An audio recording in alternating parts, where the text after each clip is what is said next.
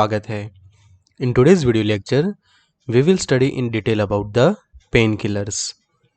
Painkillers मतलब कि ऐसे मेडिसिन के जिसको हम यूज़ करते हैं to reduce the pain sensations. कि जब किसी भी पर्सन को किसी भी तरह का अलग अलग जब पेन होता है तो उसको रिड्यूस करने के लिए या फिर उसके सेंसेशंस को कम करने के लिए हम पेन किलर्स वगैरह को यूज़ करते हैं। तो पेन किलर्स को मेडिकल टर्म्स में कहा जाता है एनाल्जेसिक।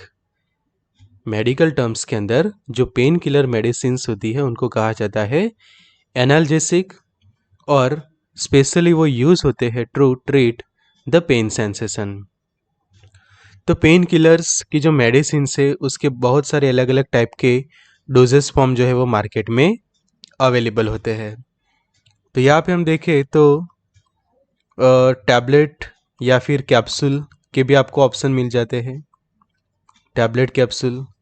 फिर उसके अब लेटेस्ट वर्जन के अंदर जो एरोजोल हम कहते हैं, एरोजोल स्प्रे उसके अवेलेबल है, प्लस जेल तो फेमस ही है, एज वेल एज ऑइंटमेंट वगैरह भी उसके अवेलेबल होते। तो जेल, ऑइंटमेंट, इवन कुछ जो एनाल्जेसिक्स है वो इंजेक्शन की जो पेरेंटरली भी पेशेंट को दिए जाते हैं।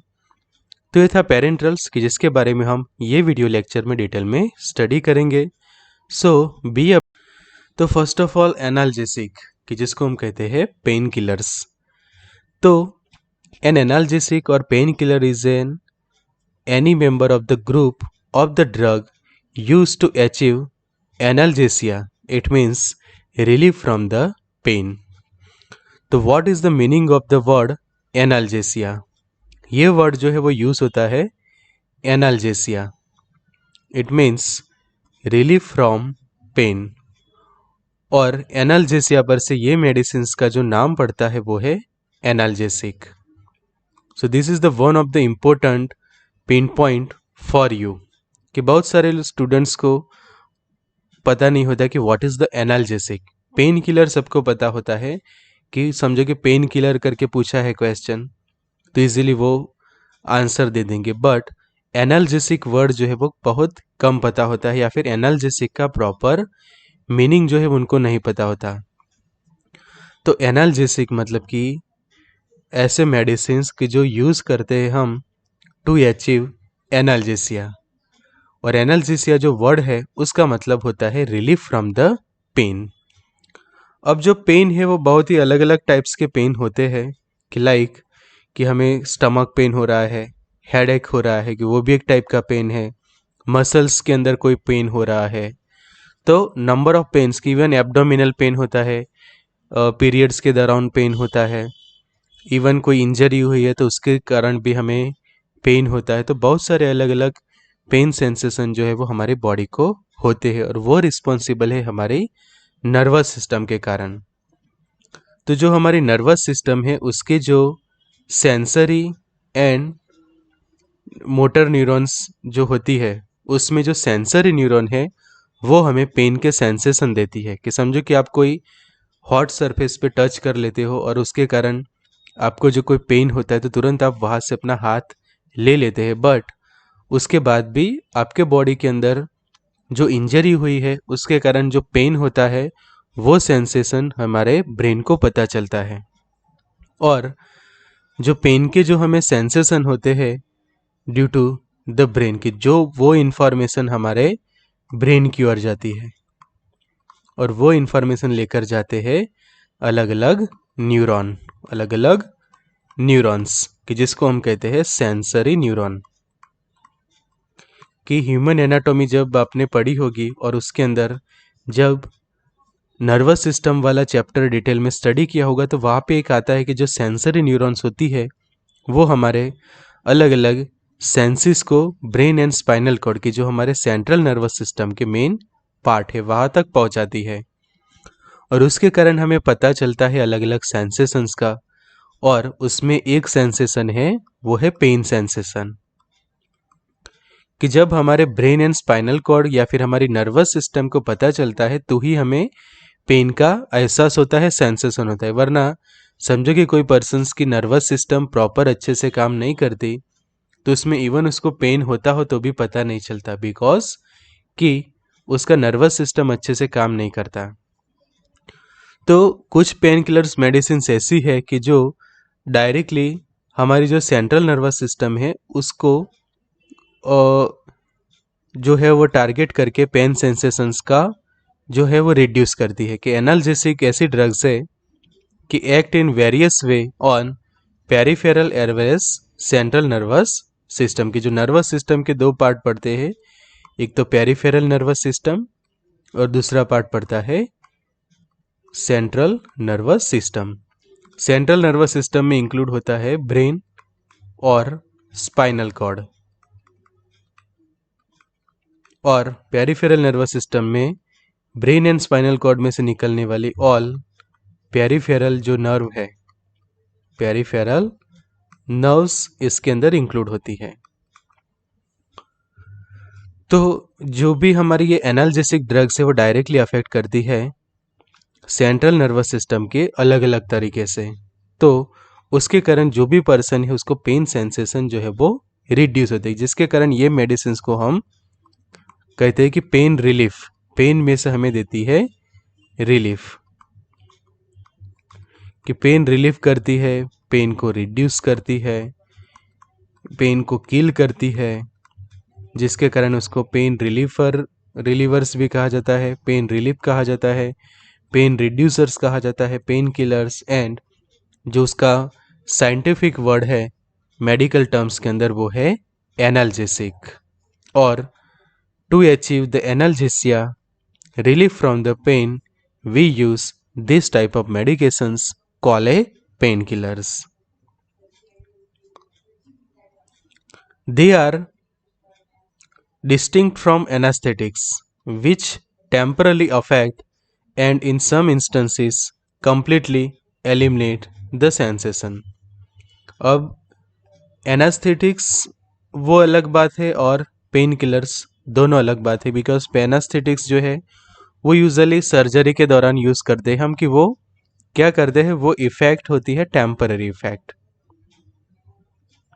एनाल्जेसिक्स जो है वो टेम्पररी नहीं होते, उनकी इफेक्ट की जो आप प्रॉपर कोई टाइम ड्यूरेशंस के लिए, या फिर समझो कि एक टैबलेट ली है तो आपको 24 आवर्स तक उसके में से आपको प्रॉपर सेंसेशन पेन जो है वो कम हो रहा है।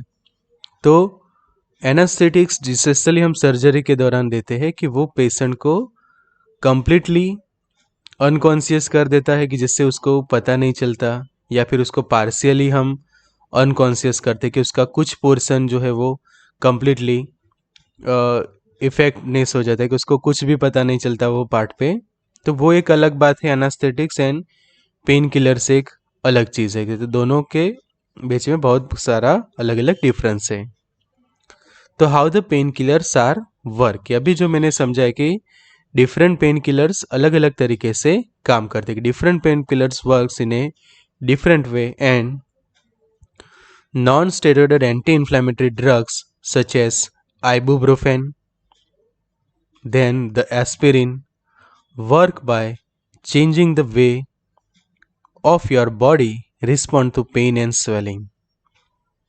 कि जब हमारी बॉडी को कोई पेन होता है, इन्फ्लेमेशन होता है, स्वेलिंग होता है, और उसके कारण हमें पेन के सेंसेशन होते हैं, तो उसको रिड्यूस करने का जो काम करती है वो है ये पेन किलर्स, और उनके अलग अलग मैकेनिज्म ऑफ एक्शंस होते हैं।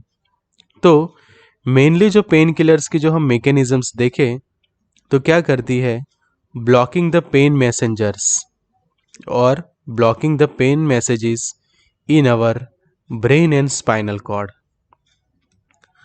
कि पेन की जो इन्फॉर्मेशन ले जाने वाली जो न्यूरॉन्स होती है या फिर नर्व्स होती है उसको टेम्पररी जो है वो ब्लॉक किया जाता है, जिसके कारण वो मैसेज जो है वो ब्रेन या फिर स्पाइनल कॉर्ड की ओर नहीं पहुंचते। अगर समझे कि यहाँ पे मुझे थंब इंजरी हुई है और थंब इंजरी के कारण जो मुझे पेन हो रहा है उसकी जो सेंसेशन ये वाली जो पेरिफेरल नर्व से की जो ग्रीन कलर से दिखाया है वो नर्व यहाँ से इस तरह से जाके स्पाइनल कॉर्ड की ओर जा रही है, तो वो हो गया सेंट्रल नर्वस। से वहाँ से आगे वो ब्रेन में जाएगी और फिर वहाँ पे उस हमें पता चलेगा कि थंब की जगह पे पेन हो रहा है, और उससे हमें कंटिन्यूसली हमारा जो कॉन्शियस माइंड है उसके अंदर हमें पता चलता रहेगा कि मुझे हो रहा है पेन। तो यहाँ पे जो पेन है उसका मुझे चल रहा है sensation due to this nervous system. अब पेन किलर्स ऐसे मेडिसिन है कि समझो कि पेन का जो मैसेज लेने वाली जो न्यूरॉन्स है उसको समझो कि यहाँ में किसी सेंटर पॉइंट पे हम करते हैं ब्लॉक, तो यहाँ से यहाँ तक जा रहा है, बट वो इन्फॉर्मेशन जो है वो स्पाइनल कॉर्ड तक नहीं पहुँचती। तो उसके कारण क्या होगा, भले यहाँ पे पेन हो रहा है बट आपके जो माइंड है या फिर आपका जो ब्रेन है उसको वो पता नहीं चलेगा, जिसके कारण क्या होगा कि आपको जो है वो सेंसेशन नहीं होगी, जिसके कारण आपको ऐसा लगेगा कि आपका दर्द जो है वो कम हो गया है, और सामने जो स्वेलिंग हुई है, इन्फ्लेमेशन है, वो हीलिंग की प्रोसेस तो चालू ही रहेगी, हीलिंग तो चालू रहता है, और समय चलते वो हीलिंग के बाद आपका जो पेन होने का जो रीज़न था वो भी धीरे धीरे कम हो जाता है। बट जो आपको उसके कारण जो संवेदनाएं होती है, जो आप पेन आपको होता है, जो दर्द होता है, उसका एहसास जो है वो हम कुछ टाइम के लिए आपके लिए कम कर सकते हैं। तो जिसके कारण जो है आप कंफर्टेबल फील कर सकते हैं, आपकी जो रूटीन काम है वो भी कर सकते हैं, बिकॉज कि हमारी बॉडी का जो हीलिंग सिस्टम है वो तो काम करता ही रहेगा आपके पेन एंड स्वेलिंग के सामने, बट उसका जो सेंसेशन है वो आपको होना बंद हो जाएगा। मतलब कि एक साइड आपका बॉडी का रिपेयरिंग भी चालू रहेगा एंड साथ में आप आपका वर्क भी अच्छे से करते रहेंगे। तो इसीलिए पेन किलर्स जो है वो लिए जाते हैं, और उसका कुछ एग्जांपल्स हम देखेंगे आगे भी। तो शुरू करते हैं नेक्स्ट कि पेन किलर्स। तो analgesic are a medicines that are use to relieve the pain. They are also known as the painkillers और द पेन रिलीवर्स। कि जो मैंने आगे भी कहा आपको कि ये मेडिसिन्स को हम पेन किलर्स भी कहते हैं, पेन रिलीवर्स भी कहा जाता है, and they also call A analgesic. They also call A analgesic. They relieve our pain. Technically, the term analgesic refers to a medication that provides the relief from pain without putting you to sleep or making you lose consciousness. तो यही एक बहुत बड़ा difference है anaesthetics and analgesic के बीच में। तो आपने देखा होगा कि जब किसी पर्सन्स को एनास्थेटिक्स दिए जाते हैं तो वो क्या करता है, they will lose the consciousness, but यहाँ पे विदाउट एनाल्जेसिक में आपको आप कॉन्शियस रहते हैं और आपके पेन सेंसेशन कम होते हैं, जबकि सर्जरी के दौरान जो हम एनास्थेटिक्स देते हैं उसके अंदर पेशेंट को कंप्लीटली अनकॉन्शियस किया जाता है। जो भी पेशेंट है वो कंप्लीटली अपना लॉस करता है कॉन्शियसनेस, जबकि यहाँ पे without losing the consciousness you can do your work. मतलब कि आपको नींद भी नहीं आती और ना ही आप आपकी कॉन्शियसनेस को लॉस करते हैं। तो यही सबसे बड़ा बेनिफिट्स होता है पेन किलर्स का। और आपने देखा होगा कि कई बार लोग पेन किलर्स लेके अपना रूटीन काम भी कर लेते हैं, बिकॉज कि आप तो एक प्रॉपर कॉन्शियस रहते हैं, प्लस आपको नींद भी नहीं आती, तो स्लीप पे भी आपका ऐसा नहीं कि स्लीपीनेस भी नहीं होता ना ही, और आप प्रॉपर रहते हैं कॉन्शियस। तो कॉन्शियसनेस भी आपके अंदर है प्रॉपर, एज वेल एज आपको नींद भी नहीं आती, तो अच्छे से आपके जो रूटीन काम है वो करते रहेंगे। तो स्पेशली पेन रिलीवर्स कि समझो कि आपको कोई स्टमक पेन हो रहा है और उसके कारण समझो कि आप कोई जॉब कर रहे हैं या फिर आप कोई भी काम करते हैं आपका रूटीन का, आप स्टूडेंट्स लाइफ में है या फिर किसी भी तरह से आप कोई भी रिस्पॉन्सिबिलिटी के अंदर इन्वॉल्व है, तो जब आपको कोई पेन सेंसेशंस तो है ही, बट वो जो है वो टेम्पररी होता है। समझो कि 2 या 3 दिन के लिए आपका वो हुआ है, कोई इंजरी उसके कारण पेन हो रहा है, तो उससे आपकी रूटीन लाइफ डिस्टर्ब ना हो, आपके रूटीन काम में जो है वो डिस्टर्ब ना हो, उसके लिए हम एनाल्जेसिक्स जो है वो पेशेंट को देते हैं कि जिससे उसका रूटीन लाइफस्टाइल भी चालू रहे और उसकी जो डिसीज़ है वो भी धीरे धीरे क्योर होती जाए। तो analgesics are the pain relievers, are the medications that reduce our और relieve the various pains like headache. तो हेडेक में भी स्पेशली क्या इन्वॉल्व है, पेन, कि समझो कि हेडेक हो रहा है पेशेंट को, तो हेडेक के अंदर भी इन्वॉल्व है one type of the pain, कि हेडेक भी एक टाइप का पेन ही है। फिर सॉर मसल्स, कि समझो कि आपके कोई मसल्स समझो कि पेन हो रहा है, मसल पेन, तो उसमें भी दिया जाता है। इवन कुछ ऐसे कि आपको डेंटल डेंटल पेन है तो उसमें भी ज़रूरी है।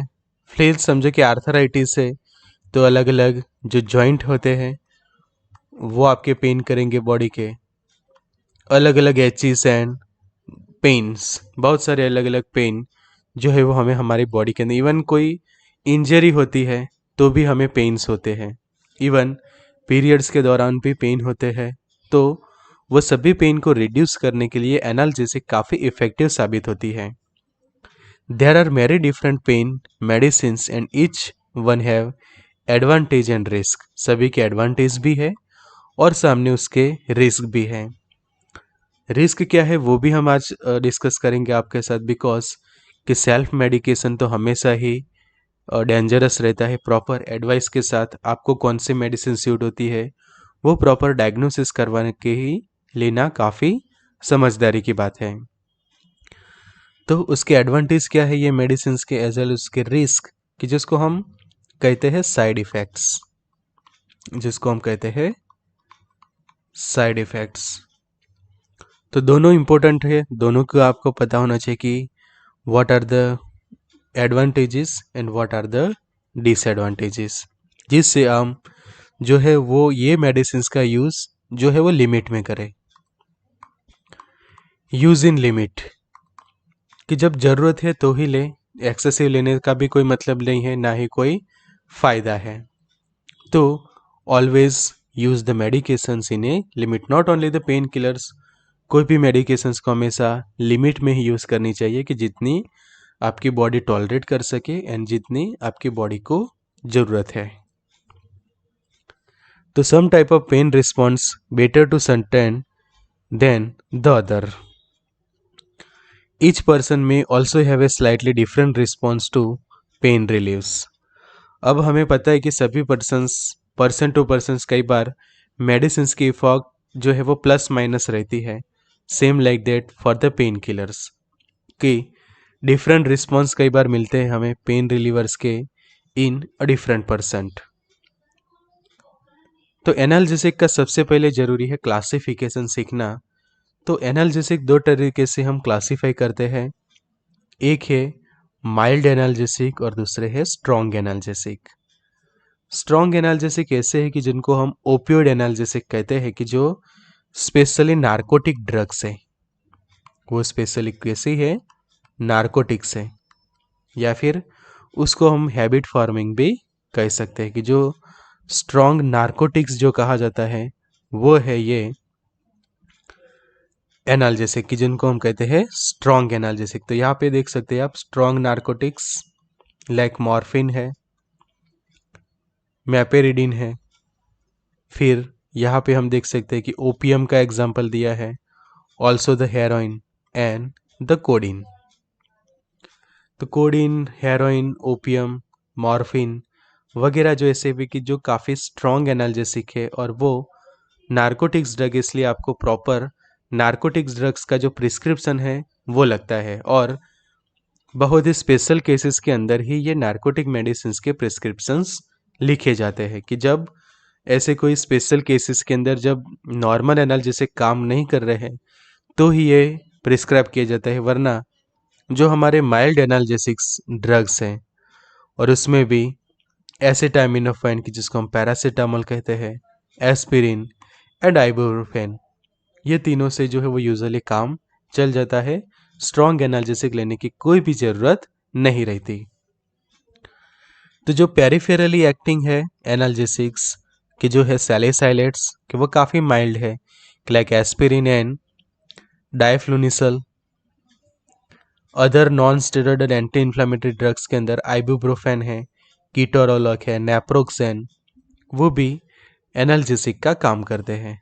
Also the antipyretic drug acetaminophen. तो ये है पेरिफेरल एक्टिंग की जो पेरिफेरल नर्वस सिस्टम पे अफेक्ट करती है एंड पेन सेंसेशंस को रिड्यूस करती है। Second are the centrally acting agents and they are weak narcotics. Weak narcotics के अंदर है कोडीन है, हाइड्रोकोडोन है, ऑक्सीकोडोन, पेंटाजोसिन है, देन प्रोपोक्सिफिन तो वगैरह। उसमें एगोनिस्ट है ये वाली ड्रग्स एंड एगोनिस्ट एंटागोनिस्ट है पेंटाजोसिन। फिर ट्रामोडोल के है और स्ट्रॉन्ग नार्कोटिक्स में मॉर्फिन एंड मैपेरिडिन। तो ये है क्लासिफिकेशन ऑफ एनाल्जेसिक ड्रग्स कि जिसको हम कहते हैं पेन किलर्स कि जो रिड्यूस करती है पेन की। जो बेसिक यूज है ये मेडिसिन का वो है एज अ पेन किलर। तो एनाल्जेसिक के अंदर सबसे पहले हम देखें कि नॉन ओपियोइड पेन किलर्स के जो इंक्लूड है पैरासीटामोल। तो पैरासीटामोल सालों से यूज होती आई ड्रग है कि जो एनाल्जेसिक एंड एंटीपायरेटिक दोनों का काम करती है कि फीवर भी रिड्यूस करती है एज वेल एज वो पेन भी रिड्यूस करती है और over the counter easily available हो जाती है। Over the counter from the pharmacies में से आपको इजीली ये मिल जाती है और ये मेन इंपॉर्टेंट ये है कि नॉन ओपियोइड पेन किलर है ये। सेकंड ऑप्शन होता है हमारे पास non steroidal anti inflammatory drugs का, जिसमें है एस्पिरिन, नेप्रोक्सेन है एंड आइबुप्रोफेन कि जिसको हम over the counter non steroidal anti inflammatory drugs के तौर पे ले सकते हैं। फिर है एसिक्लोफेनेक कि एसिक्लोफेनेक के सस्टेन रिलीज टैबलेट्स अवेलेबल होते हैं एज वेल एज उसके नॉर्मल कन्वेंशनल टैबलेट्स भी अवेलेबल होती है।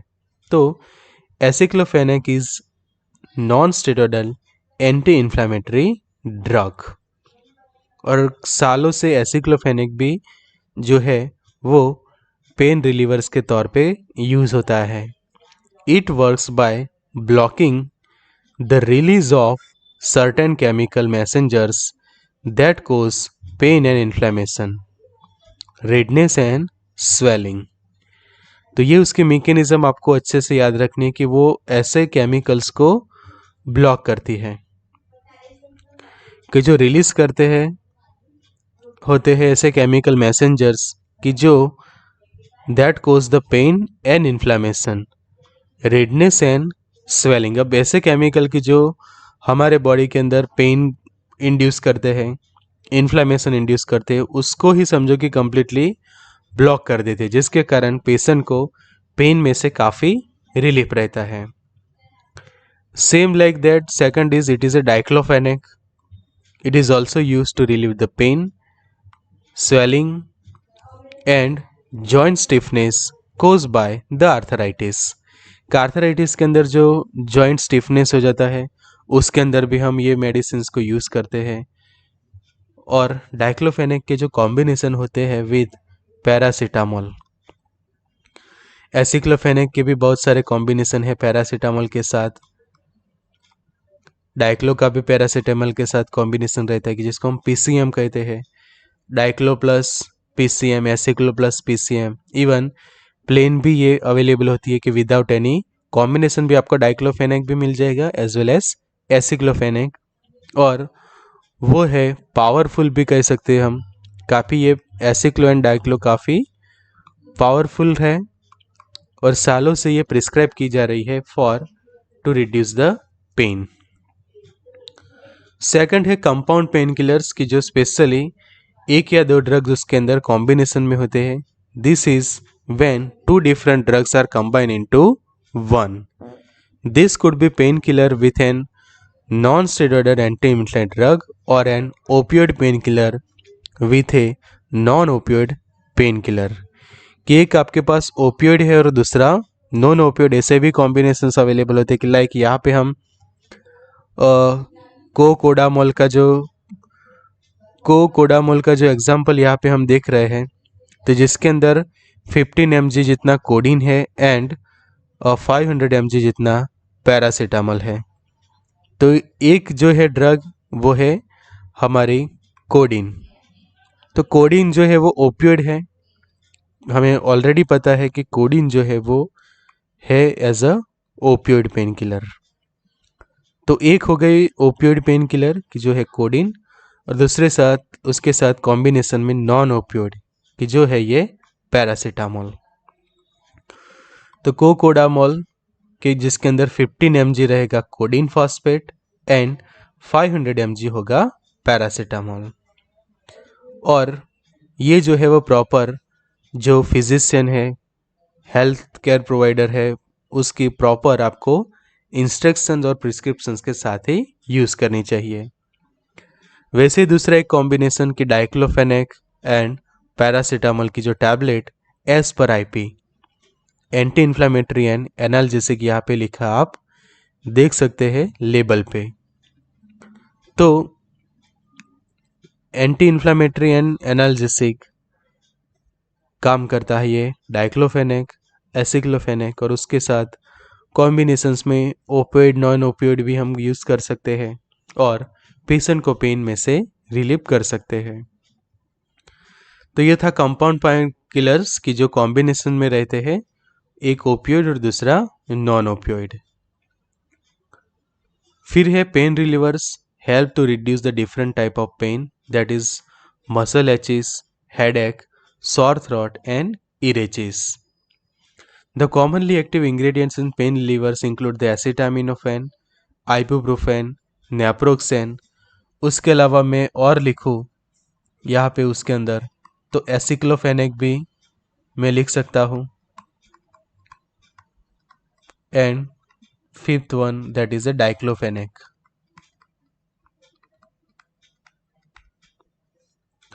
बिकॉज हम देखते हैं कि एसिक्लोफेनेक, डाइक्लोफेनेक ऐसी मेडिसिन से कि जो इवन आई ड्रॉप्स के अंदर भी यूज़ होती है।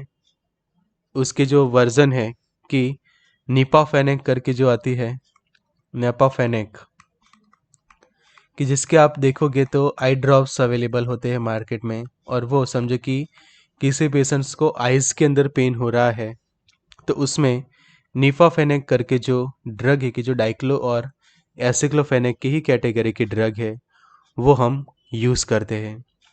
तो जितनी भी ये फिनेक वाली जो ड्रग होती है, डाइक्लोफेनेक, एसिक्लोफेनेक, निपाफेनेक, तो वो सब पेन रिलीवर्स के तौर पे काम करती है। और उसमें भी निपाफेनेक जो है वो ज़्यादातर ऑप्थाल्मिक्स के अंदर प्रीफर की जाती है, आई ड्रॉप्स वगैरह के अंदर, कि जब पेन होता है आपके आइज़ के अंदर।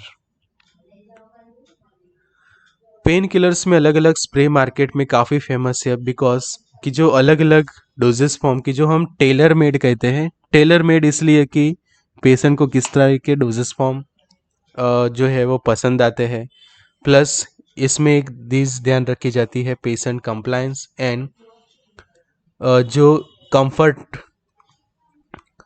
स्प्रे बनाने का एक ही रीज़न है, टू कंफर्ट, कि समझो कि किसी को टैबलेट नहीं लेनी, ना ही किसी को इंजेक्शन लेना।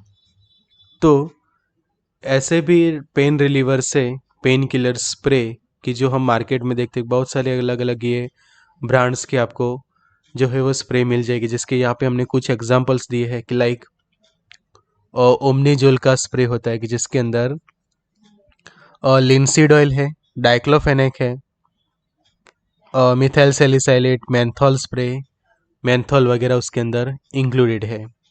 फिर मल्टी पेन रिलीफ स्प्रे है ये फर्स्ट वाला। उसके बाद ये हम सेकंड देखें तो उसके अंदर जो है वो डाइक्लोफेनेक ड्रग है। वॉलिनी के अंदर भी सेम अलग अलग पेन रिलीवर्स ड्रग का कॉम्बिनेशन रहता है। फिर ओमनीजेल का फिर से एग्जाम्पल की जो सिप्ला की प्रोडक्ट है, फिर रेनबैक्सिका, वॉलिनी। तो ये वॉलिनी करके जो है, फिर मूव, रिलीफ स्प्रे, फिर बायोफ्रीज, कोल्ड थेरापी, पेन रिलीफ। तो ऐसे बहुत सारे ऐसे स्प्रेज भी मार्केट के अंदर अवेलेबल है कि जो एरोजल कंटेनर होते हैं स्पेशली, और काफ़ी कंफर्टेबल रहते हैं, इजी टू यूज़। एंड समझो कि आपको टैबलेट नहीं लेनी, कैप्सूल नहीं लेनी, या फिर इंजेक्शन भी नहीं लेना, तो ये काफ़ी पॉपुलर है। एज वेल एज उनकी साइड इफ़ेक्ट भी रिड्यूस होते, बिकॉज आप ओरल रूट से नहीं लेते, डायरेक्टली टॉपिकली ये अप्लाई करते। बट ये भी लिमिट में ही अप्लाई करनी चाहिए, बिकॉज समझो कि आपको एलर्जी वगैरह है, तो इस टाइप के स्प्रे आप एक्सेसिव यूज़ करते हैं तो उससे स्किन डिसीज हो सकती है। तो यही बात है कि लिमिट, सभी चीज़ को लिमिट में यूज़ करें तो ही बेटर है, कि जिससे हमें फ़ायदे ही हो, उसके नुकसान कोई ना हो। पेन किलर्स की जो अलग अलग जेल्स भी आपने यूज़ की होगी, वॉलिनी की gel, pain relief gel, Moov का भी जेल अवेलेबल है, as well as herbal remedies के अंदर भी पेन केयर जेल्स अवेलेबल होती है। वोविनी जेल करके, कि जिसके अंदर डाइक्लोफेनेक है, डाइथाइलेमाइन है, लिंसीड ऑयल है, मिथाइल सैलिसाइलिड्स, मेंथॉल वगैरह उसके अंदर इंक्लूड है। आयोडेक्स भी काफ़ी फेमस है, कि जिसका gel as well as ointment भी हम यूज़ करते हैं। कॉम्बीफ्लेन, आईसी हॉट की जो सनोफी बनाती है, ये जीएसके का प्रोडक्ट। तो हमारी जो टॉप की जो फार्मा कंपनी से, उनके से बहुत सारे अलग अलग ब्रांड्स अवेलेबल है, कि जो पेन किलर्स जेल प्रोवाइड करती है, हमें ऑइंटमेंट प्रोवाइड करती है, as well as this aerosol spray.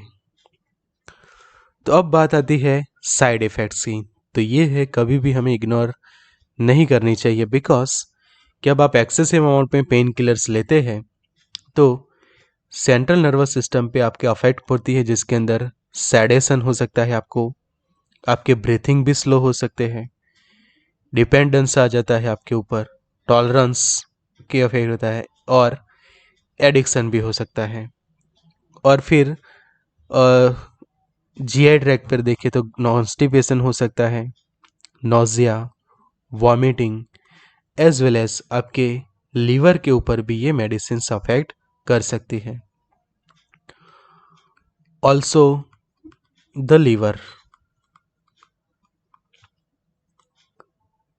तो इस टाइप के साइड इफ़ेक्ट्स प्रोड्यूस ना हो, इसलिए प्रॉपर आपको लिमिट में ही उसको यूज़ करनी है। तो यहाँ पे एक मस्त लिखा है, वो देखिए, painkiller pose an immediate threat to your health when use for a long term. कि जब आप इसकी हैबिट बना लेते हैं, तो जिसके कारण आगे जाके आप उसके डिपेंडेंट हो सकते हैं, उसके एडिक्टेड भी हो सकते हैं। लाइक कि सबसे पहले आप 7 डेज के लिए उसको यूज़ करते हैं, तो increase the risk of addiction. Continuously 7 days तक आप उसको यूज़ करोगे तो आप उसके एडिक्टेड बन सकते हैं। फिर रिडक्शन इन ब्रेन मैटर, कि अगर आप 30 डेज तक आप कंटिन्यूसली यूज़ करते हैं, एंड 180 डेज तक आप उसको यूज़ करते रहे हैं, तो higher chance of a depression.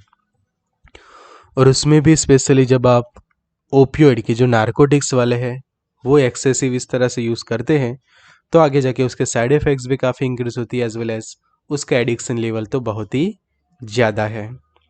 तो यही है कि don't do self medication, don't do the self medication. Proper advice के साथ ही कितने दिन तक लेनी है, कितनी मात्रा में लेनी है, प्रॉपर आपको जो है वो डायग्नोसिस करके ही यूज़ करनी चाहिए। तो ये थे हमारा specially video lectures on A pain killers, कि जो